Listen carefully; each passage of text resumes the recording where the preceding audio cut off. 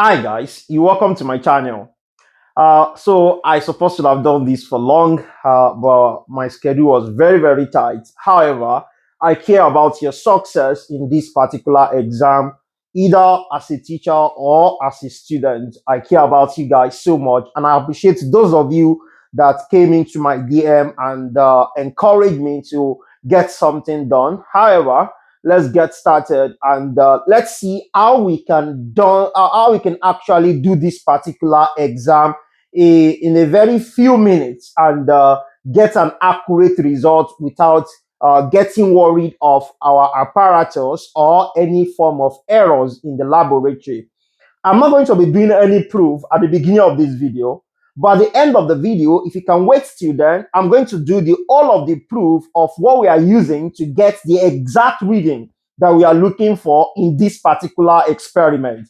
So this is question one. I'm going to do for question one, question two, and question three. However, I'm not going to make the video too long, and I'll make it well explanatory for you to really understand. Either you know physics before or you don't know physics before, you are going to understand what we are about to do here right now. So let's get started. Now, here is a diagram for the experiment. I have a very small board, and that's the reason why I cannot write the question. However, I'm going to read the question out for you, and you're going to see how we are going to handle it together. So let's take, for instance, that you are a student and you want to carry out this experiment. The very first thing you need to do is to read the question the way I want to do. So when you read the question and you understand it very well, that helps you to gain that confidence that you really need to carry out this experiment. Remember, this is an like just a manipulative way of getting your results without even doing the experiment. And if you also want to do the experiment, this particular method will still help you to justify if your answer is correct or not. So let's get started.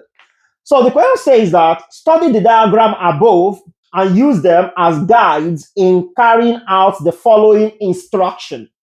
So that means you have to look at this diagram. If you are carrying out the experiment, look at this diagram. By the time you set up the diagram the way it is like this, now start reading the instruction and carry out the instruction as it was stated in the question. Do you get where I'm coming from now? So let's get started. Roman figure 1, using the spring balance provided, determine the weight of the object of mass m equal 50 gram in air. Record the weight as W1. So that simply means that in this experiment, we are going to be obtaining the value for W1. Are you seeing this now? Why am I writing this down? It's because I want you to know how to get your table of observation. Because one of the problems that students usually have is how to come up with their table. What and what will be in the table. So for you to know what and what will be in the table, that's the essence of this interpretation. So the first thing is what? For you to determine the value of W1, isn't it? Using the spring balance. I'll tell you how we are going to get it without using the spring balance. However, let's move on. Roman figure 2, determine the weight of the object when it is completely immersed in water contained in a beaker as shown in the diagram above. Record the weight as W2. Now, your teacher is going to give you this particular beaker. Are you getting it now? Water is inside this one, and this one is going to contain kerosene. Are you getting this now? What we can call paraffin. Anyhow, so that's what is going to be inside the second one. So this one that contains water, you are asked to put what? That particular mass inside it. Am I making sense now? So you record W2. That means you also need to find the value of W2. W2 is part of what will be in your table. Am I making sense? Okay, so let's go on now. Roman figure 3. Determine the weight of the object when it is completely immersed in the liquid labeled L. The liquid labeled L here, sorry, I wrote water here. It's supposed to be liquid L. Are you getting this now? So this is kerosene, obviously. So when you immerse this here, you have to record the weight on this spring balance to be W3. So you add this as W3. Are you getting this now? So that means in our table, W3 must be part of the table. Am I making sense? All right. So let's go on now. Record the weight as W3. So we've done that. Roman figure 4. Evaluate U. Evaluate U equal W1 minus W2 and V equal W1 minus W3. Okay? Full stop. Repeat the procedure with the object of mass 100 gram, 150 gram, 200 gram, and 250 gram. So that means we have the set of mass to be 50 gram, 100 gram, 150 gram, 200 gram, and 250 grams. So that means that we are having 5 different procedure: first, second, third, fourth, and then fifth. So what's the next thing after you done that? The question now says Roman figure 8. Tabulate your readings. So they ask us to tabulate our reading. Then Roman figure 9, plot a graph of V on the vertical axis and U on the horizontal axis. And Roman figure 9, determine the slope. All right. I think I made a mistake with those Roman figure. However, you understand what I'm trying to say there, right? So we are to tabulate our reading. So I'll start from there, and then we are going to see how we are going to fill the table together. So let me clean this. Permit me to clean this. All right. So our table is going to look like this. We have this to be serial number. This serial number means the numbers of time that we are going to carry out the experiment, right? So we take this. Then the first thing we are given in the question is the mass M1, mass M, and this one is in kilogram. Gram. Why am I making a mistake like this? Sorry, I have a very limited time and I just want to cover something. However, we're going to get it right. So this is mass measured in what? Gram. Are you getting this now? Cool. So W1 is the next thing that we measure. This is weight. It's not going to be W1, it's going to be W, right? Because you are going to have a lot of it. So W1 rather. And that is in Newton. Are you getting this now? Cool. And the next one is W2, also in Newton. Good. And the next one is W3, also in Newton. Good. Then the next one is U. Now left for you, but if I advise that you should just write it as U, also in Newton. Some people might decide to write it as U into bracket W1 minus W2, then in Newton. So it's fine. If that is what you want to do, that means you're going to write it like this. U equal W1 minus W2. I see it now in Newton. So let me just clean this side so that we're going to have the neat stuff there. All right. Okay. So I'll have this. This is U equal W1 minus W2, also in Newton, and V W1 minus W3, also in Newton. So here is our table right now. So can you see what the table look like? Now I want to tell you something about this table. For the students, this is not for the teacher now. If you're a student, this table is very, very important to you because the table take a very huge mark and there are some mistakes that you must avoid when you are filling this table. Am I making sense? Now watch me. The serial number, this is going to be 1, 2, 3, 4, 5. How do I know the serial number? I get to know the serial number because of the numbers of time that the experiment was done. Am I making sense? So, and how do I know? We did it for 50. This is going to be in 1 decimal place. Why? Because it is a value that you are given directly from the question. Any value given to you directly from the question will be in 1 decimal place. Am I making sense now? Right? Good. So this is going to be 100.0. The next one is 150.0. The next one is 200.0. and the next one is 250.0. Do you get this now? Note something.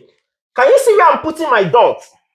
Don't make the mistake of putting your dot at the center. That is, you have it like this, 50.0. This is wrong.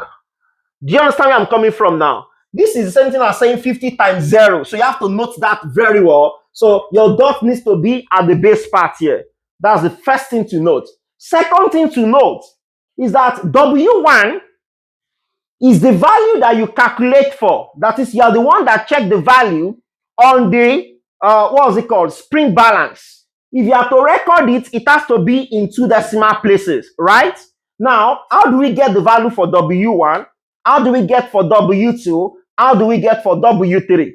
That is the essence of this video.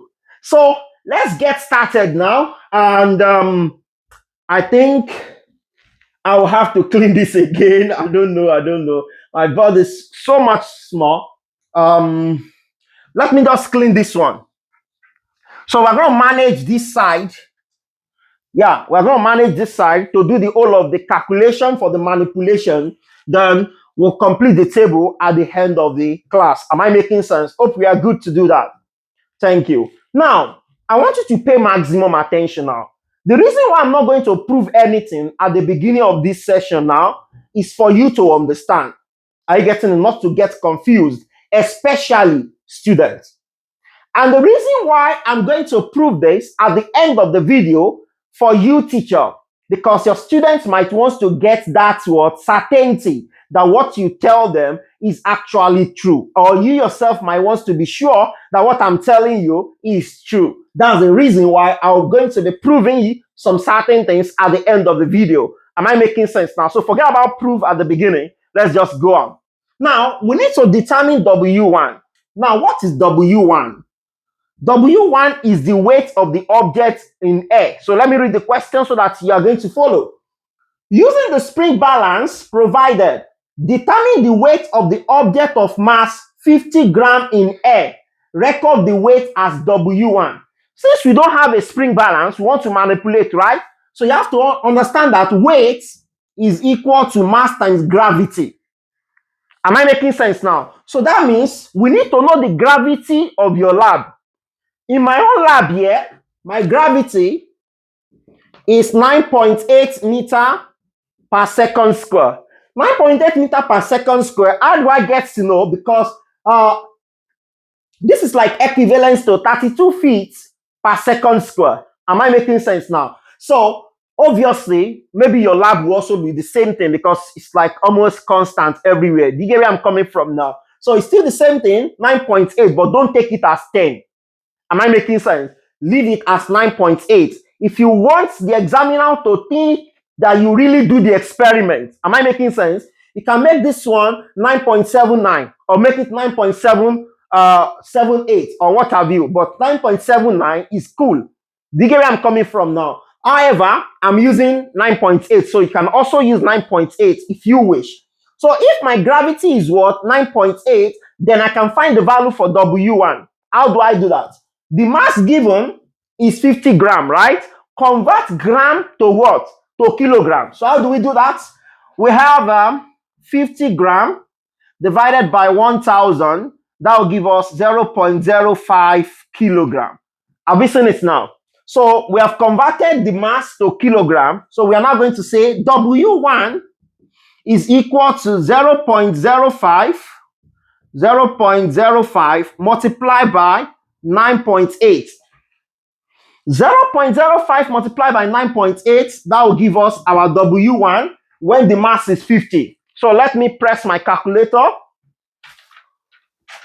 All right, sorry. Oh, good. All right, so I found it here. Sorry. So that should give us, I think, so 0.05 multiplied by 9.8, that will give us 0.49.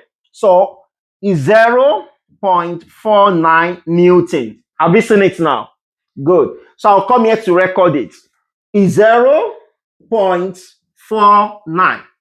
You don't need to put the unit here again. Why? Because the unit is already here. That shows that anything that is here, they are in Newton. I hope you get that clear.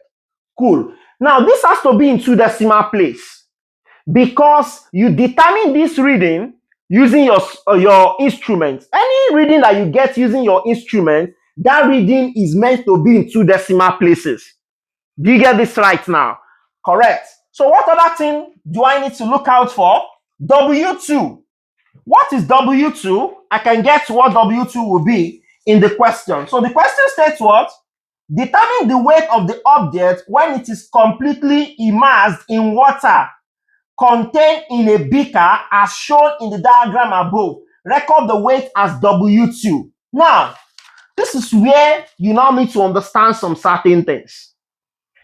Because the only reason why they will think this experiment cannot be manipulated was because you don't know the density of the mass that you are using. Am I making sense? And at the same time, probably you don't know the density of, that should be the only problem. That the density of the mass you are using is very difficult to determine. However, I got you guys. The material you are using as your slotted mass is made of brass. Am I making sense now? It's made of what? Brass. Since it is made of brass, the answer is what is the density of brass? So the density of brass, we are going to have it here because we are still going to need it. Density of brass is 8,400 kilogram per meter cube. Do you get this now? Now, the next thing you need is what? What is the density of water? Now, I want you to get something clear. Please, don't use the approximate value of density of water. Now, I will also explain that at the end of the video. So if you can stick to the end of the video, you will know why density of water that we are going to be using is going to be 998 kilogram per meter cube. I will explain this at the end of the video. So, but for the sake of what we are doing now, just take it like this. Am I making sense? So, the density of water is 998 kilogram per meter cube. The density of brass is given as 8,400 kilogram per meter cube. And the density of the paraffin, that is the kerosene that we are using, is 800 kilogram per meter cube. These are the things we need. Now, what's the formula to use to get our W2? W2 is going to be W1 multiplied by 1 minus the density of, what is it called? Water divided by the density of brass. Have you seen this now? I'm going to prove this equation at the end of the video. Am I making sense now? Also, if you want to get your W3, you use that W1 multiplied by 1 minus the density of kerosene divided by the density of brass. Am I making sense now? Yes, correct, guys. So I'm going to prove all this equation at the end of the video. So if you care to know how I come about them, then you can wait till the end of the video. Am I making sense? Correct. So now let's go ahead now to determine our W2 now, since everything has become so easy, right? Good. So W2 is equal to what our W1 is 0.49 into bracket 1 minus. Now, density of water, 998 divided by the density of brass, 8,400. Now, there's something I want you to do. If you press the value of 1 minus this, or this is here, so that you're not going to make a mistake, don't approximate until you get to the final answer. These are the things you need to note. Don't approximate until you get to the final answer. Now watch. W2 is going to be 0.49 into bracket. So 998 divided by 8400. What are you going to have then? 1 minus that value. So let's press our calculator. Okay, to save time, let me just go ahead and put the value of 1 minus 998 divided by 840. That will give us 0.8811904762. Can you see it? I wrote down the whole of the value I have in the calculator without approximating. Am I making sense now? So multiply this and this. Is 0.49 multiplied by this entire value. What do you have? So whatever result you have, when you multiply this and this together, approximate it to 2 decimal places. Am I making sense? And that will give us 0.86 Newton. Am I making sense like that? Is that correct? No, that's not correct. That's not correct. That will give us 0.43 Newton. Yes, 0.43 Newton. So you come down here and put it down, 0.43. Am I making sense now? All right, so to the next one, which is W3. So this is for W3, right? So I'll come down here and say W3 is equal to, what's our W1? 0.49 into bracket. So 1 minus the density of kerosene, 800, divided by the density of brass, which is 8,400. Can you see what I have there now? So, permit me, the board is very small. I just have to get it here. All right. So W3 is now 0.49 into bracket. So when you press your calculator for this value, you should be having 0.9047619048. So that's all we have. So when you multiply to this value, you're going to be having that W3 is equal to 0.44 Newton. So that I'm going to use to fill this place up. So I have 0.44 there. So let's go to the next one now, right? I hope you understand this. So what I'm going to do right now is to write down all these constants on the board here. So the constants we are using, I'll write it at the top here so that our work can be so easy. So let me clean this. So I'll say, I'll say that 1 minus the density of water divided by the density of the brass is equal to 0.8811904762. So then for this now, 1 minus the density of kerosene divided by the density of brass, that will give us 0.9047619048. All right. So these are the constants that we are going to be needing to get every other values there. All right. So I'll clean this up. Yes. So let's go to the next one now. So what's the next one? When the value is 100, when mass is 100, so the first thing we'll do is to calculate for W1, isn't it? So W1 is mg, right? Good. So W1 is equal to 100 divided by 1000, that is 0.1 multiplied by 9.8. That means W1 for this is going to be what? That will give us 0.98 Newton. So that's the value for W1 here. Am I making sense now? All right. So, yeah, 0.1 times 9.8, that gives us 0.98 in Newton. So we'll go to the next one, which is W2. So W2 is now going to be what? W1 multiplied by 1 minus the density of water divided by the density of the brass.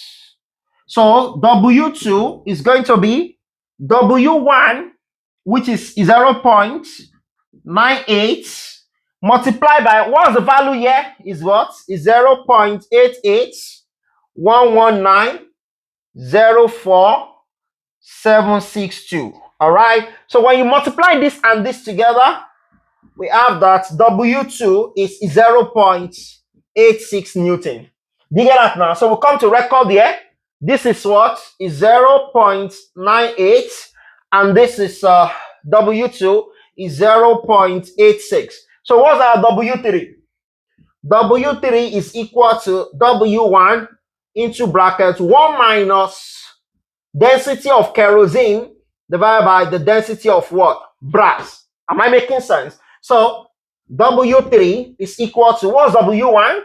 Is 0.98 into bracket. The value of this one is given here, right?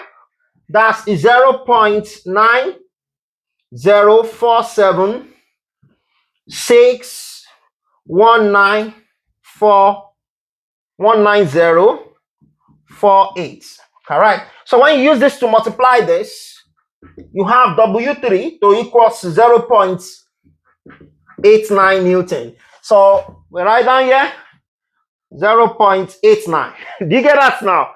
So I'm going to do one more. Then the remaining two, I'll just fill in the, what's it called? I'll fill in the column. So let's do one more. One more. Now, I hope everybody gets this now. I hope you understand how we are filling the table with ease.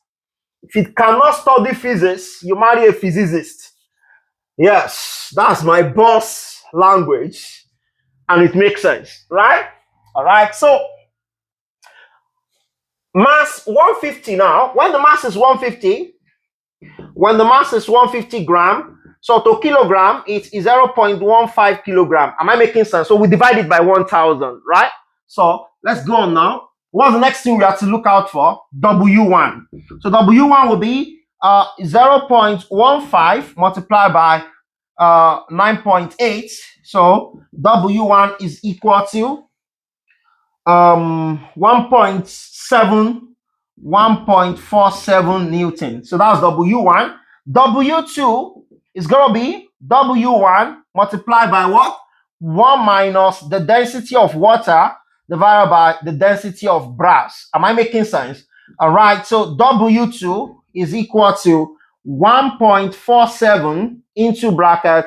We already know the value for this is a constant now. So we have 0.8811904762. All right. So when you multiply these two together, we have that W2 is equal to 1.30 Newton, approximate to 2 decimal place. Then W3, that will be W1 into bracket 1 minus the density of kerosene divided by the density of brass, and that gives us that W3 is W1, which is 1.47 into bracket. The value for this is 0.90476199048. So when you multiply this together, you have that your W3 is 1.33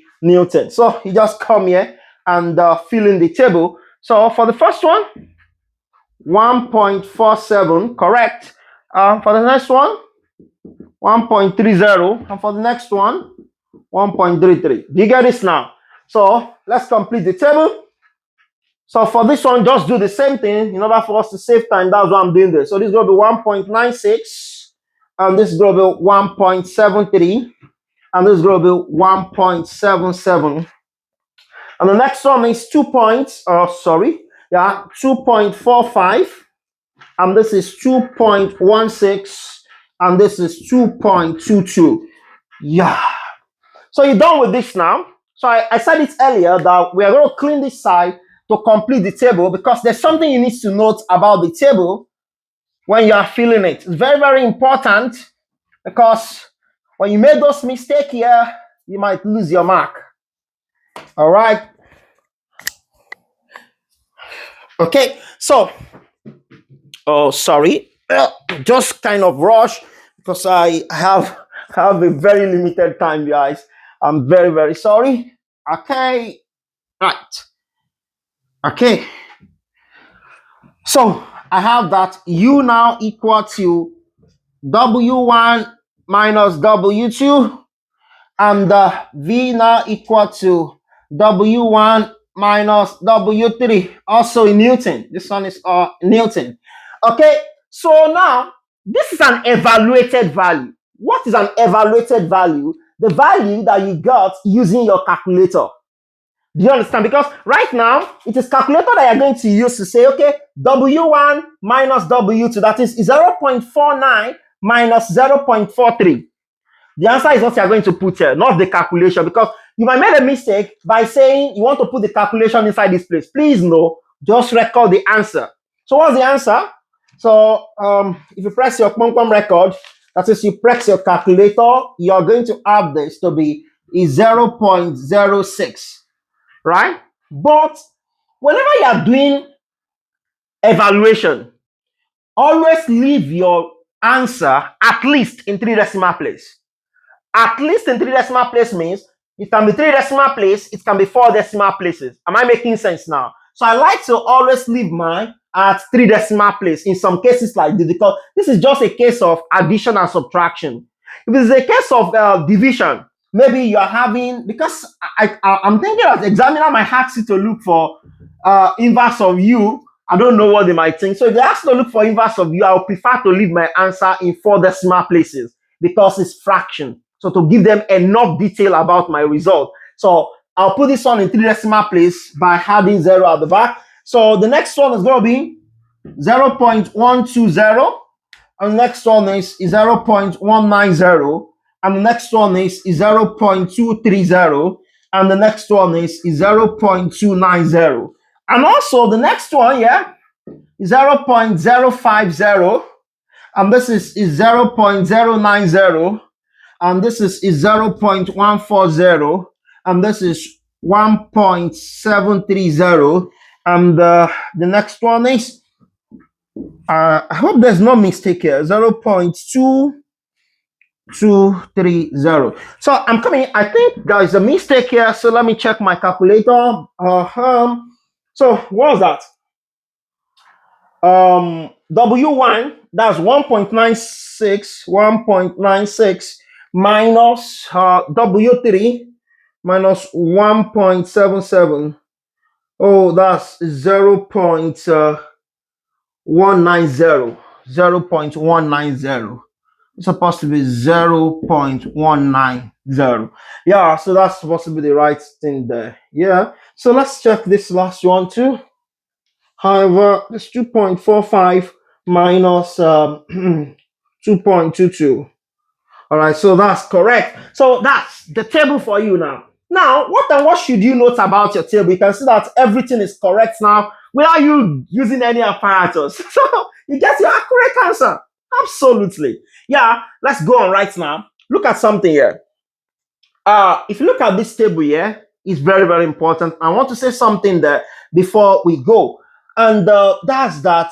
If you look at it here, this one must be in 1 decimal place because it is the value given to you directly in the question. This one must be in 2 decimal place because it is the value you got from the instrument, from the apparatus.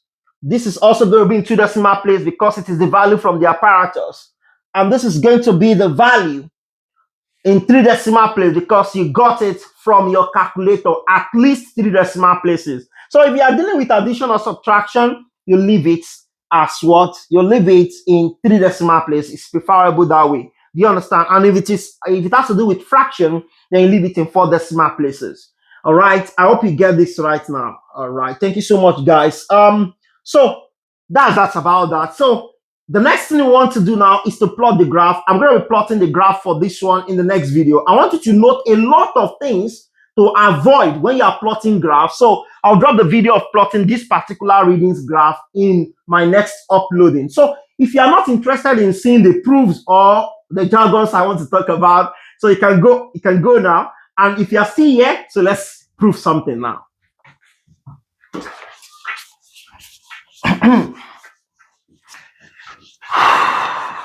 All right.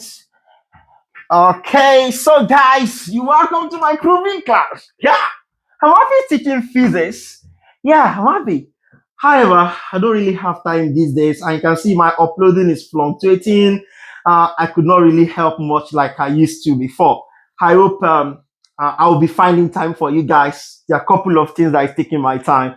So just keep on reminding me, and don't forget to share this video among your friends, like it, and comment.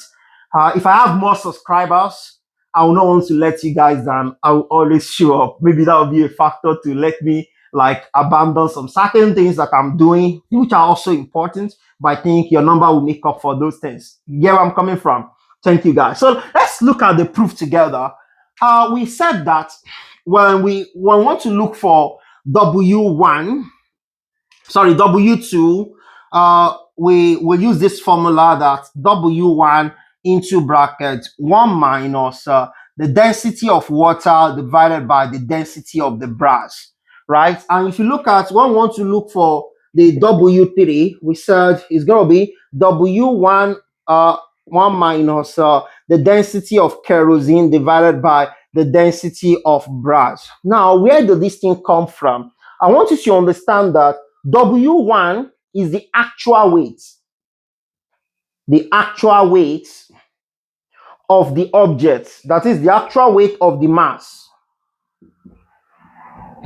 Am I making sense? Get it right. And W3 is the apparent weight. Apparent weight when you immerse the object, that is the mass, when you immerse it in kerosene, that's the apparent weight. Do you understand? Not the actual weight, but the displaced weight when you immerse the mass inside the kerosene. So this one also is apparent. It's also apparent weight when you immerse when you immerse the mass inside the water. Do you understand where I'm coming from now? And this is the original, that is the actual weight of the object. The actual weight of the object is like the value of that object in vacuum or in air. So that's why the examiner asks you to measure the weight of that object in air. Do you understand that now? So, and obviously, the actual weight of the object will always be greater than the apparent weight. Do you understand that now? So, that's this now. I believe you understand all of this now. So, this density of water, density of the mass. We told you that the mass is made of brass. Are you getting where I'm coming from? And this is the density of the kerosene. Now, how do we get this equation? For us to get this equation, let's take a look at this diagram. So let's say I have a beaker. Let me just make my beaker 4 corner. Permit me to make it 4 corner. Yeah. So if this is a beaker and this beaker contains water or any form of liquid, do you understand where I'm coming from? It can be any liquid, either water, either kerosene, either oil, either anything, any liquid they give you. Because examiner can be crazy, and I think they are doing some crazy things these days. They are changing some part of their some apparatus from the manual given to us. You know, I think they are changing some certain things there these days. However, I don't know anymore. It's been long now. So let's go on, guys. So let's take for instance here that you have a spring that you use to suspend the mass inside this water. This is the mass. It's already inside the liquid. So I'll call this liquid. I'll not call it water. So let's just call it liquid. It can be anything. Am I making sense? And this is the spring. Am I making sense? And this is the object. You know, immediately you throw this object inside this beaker, what is going to happen is that this beaker, the water, or sorry, the liquid inside this beaker is going to float upward, right? The weight of the amount of liquid that displaces upward, the weight of the amount of what? The liquid that displaces upward is what they call Brownian force. Am I making sense now? So the Brownian force is the weight, the weight of the displaced liquid. Yes. And it's acting in upward direction. Am I making sense? So the weight of this object is acting downward. Am I making sense now? So the weight of this object is acting downward. The weight of the object. Am I making sense now? Now, which other force is acting upward? The tension force. The tension force is also acting upward. Why? Because the string wants to drag it upward back, right? So it's acting upward. The Brownian force is also doing what? Acting upward. Why? The only force that is acting downward is the weight force. Am I making sense? The weight of the object itself. So how do we go about it? If this object remain at equilibrium inside this beaker, which is definitely going to do, so that means the summation of the forces on the vertical axis, the summation of the forces on the vertical axis is equal to the summation of everything here. Am I making sense? And it has to equal to 0 because it is at equilibrium. That means this and this acting upward, we add them together. That is the tension force plus the Brownian force, minus the weight of the object. Correct. Physics sweet. My bad teacher spoiler. Yes. Let's go on, guys. I'm excited doing this because it's been long. Yeah, it's been long I teach like this. So I'm happy. I've been teaching some boring students in all these days. So let's just go on. So summation of this is going to give us what? It's going to give us 0. Am I making sense now? Now, if this is going to give us 0, what exactly can we make of it? Let's make some sense with this. Let's make this T the subject of the formula. Why do I want to make T the subject of the formula? I want to make T the subject of the formula because it is the T that we know as the apparent weight. Am I making sense now? Because if this spring is not an ordinary spring, if it is a spring balance, just as it is in the experiment, am I making sense now? The reading on that scale is the reading of the tension, which is the apparent weight that you want to record for W2 or W3. So that's why I'm making this the subject of the formula. Do you get that now? Correct. So T is equal to the object weight minus the Brownian force. Do you understand this now? All right. So right now that we have this, what can we do? The tension is going to be the apparent mass multiplied by gravity. This is equal to the mass of the object multiplied by gravity. The force is given as the density of the liquid times the volume of the object times gravity. So I factorize out G, or let me say G cancel each other. So I have that the apparent mass is given as m naught minus the density of the liquid multiplied by the volume of the object. Now, remember, you don't know the volume.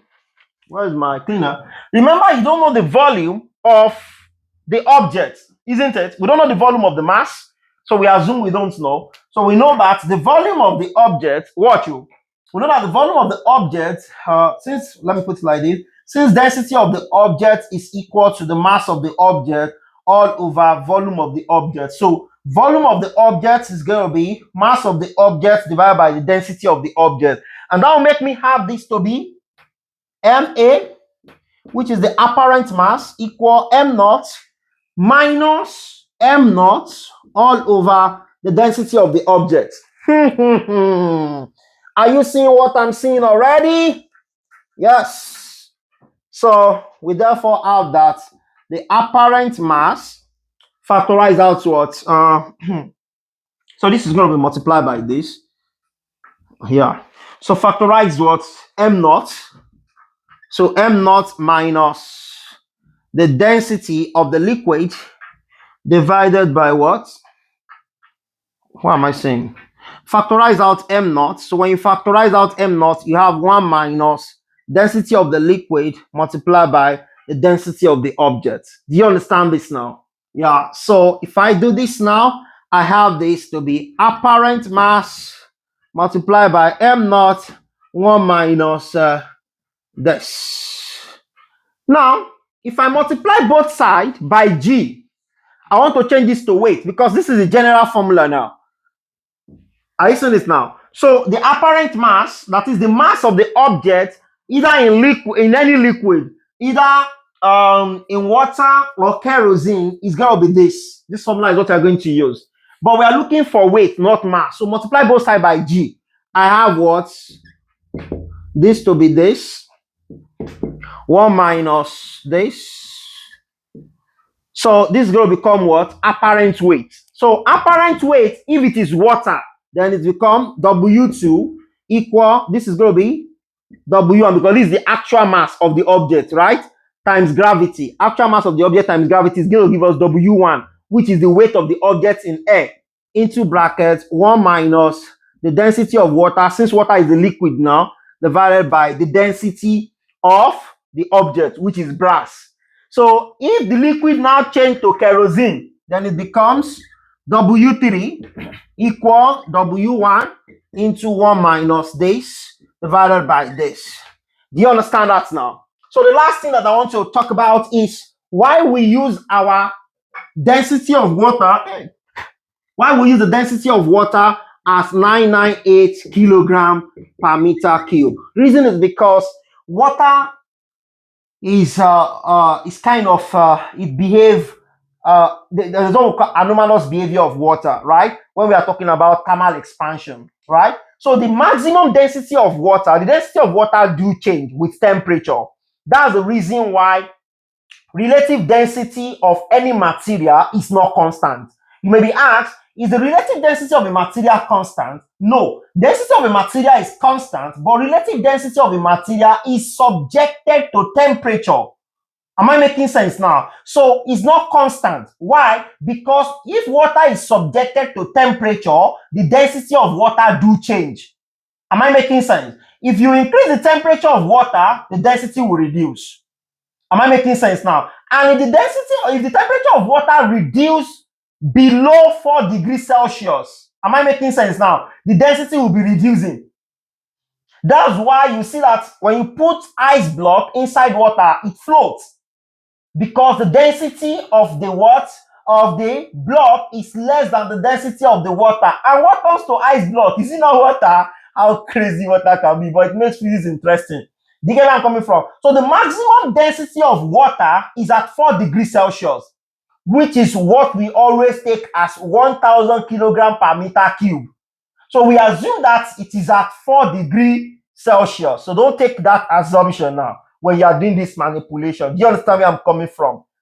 So take it as what? 998 kilogram per meter cube. Because this fall between when the water is at 100 degrees Celsius. When the water is at 100 degrees Celsius, the temperature tends to reduce. And I think if I take you guys through those ones, there might not be video to make next time. Thank you so much for watching this video to this time.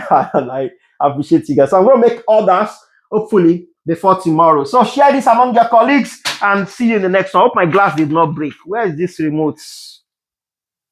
All right.